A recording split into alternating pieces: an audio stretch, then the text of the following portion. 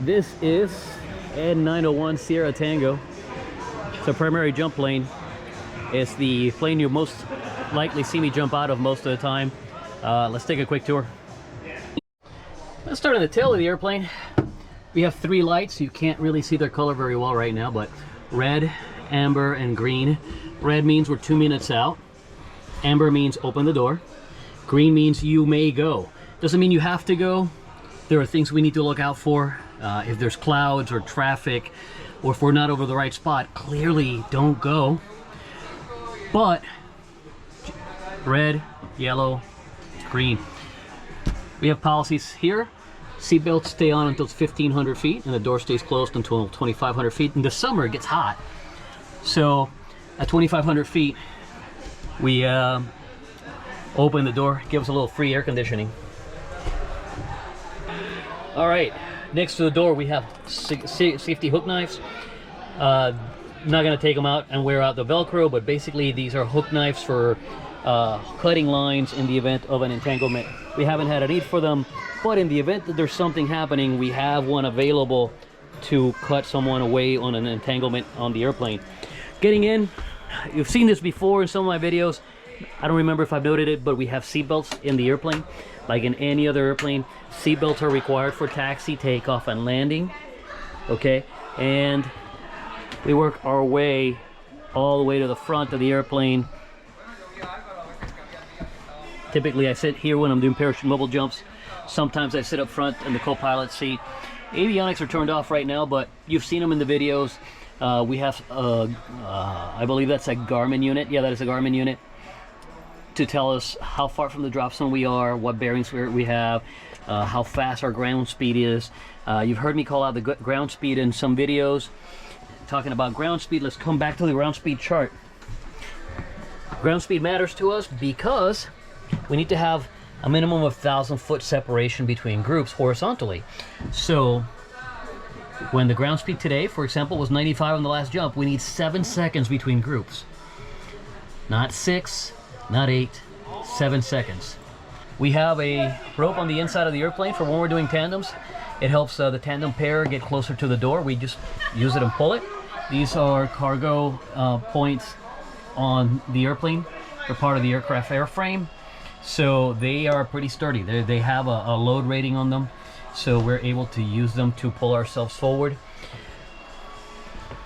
The door for a jump plane most of the time is a custom made unit. This unit is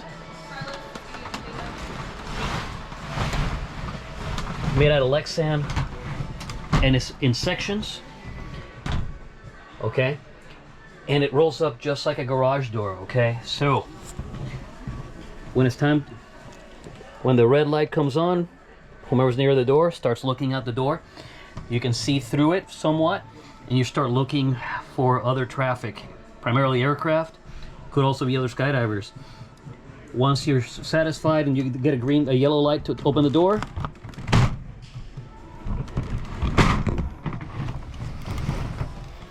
the door opens all the way, and now we have an exposed door to get out of. We carry some extra goggles inside in case something happened and we forgot to bring goggles for our tandem student. Generally doesn't happen very often, but it does happen.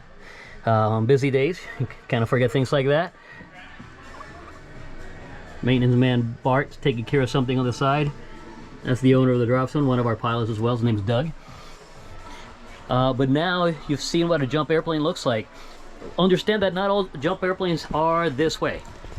Okay, some jump airplanes are stripped down to save as much weight as possible.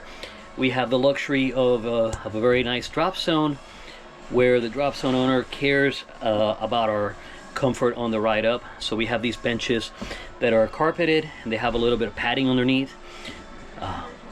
We have plenty of room. We're not stuffed like sardines. I mean, don't get me wrong, we do put, I think, 15 people in here. At the it's certainly more trust me, it's more comfortable than in a lot of other places.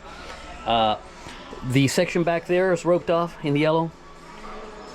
Is to help with the weight and balance of the airplane. Nobody's allowed to be on the other side of that rope. to keep the weight forward of the rope. The batteries to the airplane are in the back, so there's already a heavy load back there, and we're trying to keep the weight forward as much as possible. This is a Cessna Super Grand Caravan. What makes it super is that it has a modification on it. Stock engine is 600 horsepower. We have a 900 horsepower engine. The Grand Caravan is an extended version of the Caravan. So there's a shorter version of this airplane called the Caravan. That is our jump ship. Hope the video was interesting to you. Catch you guys on the next one.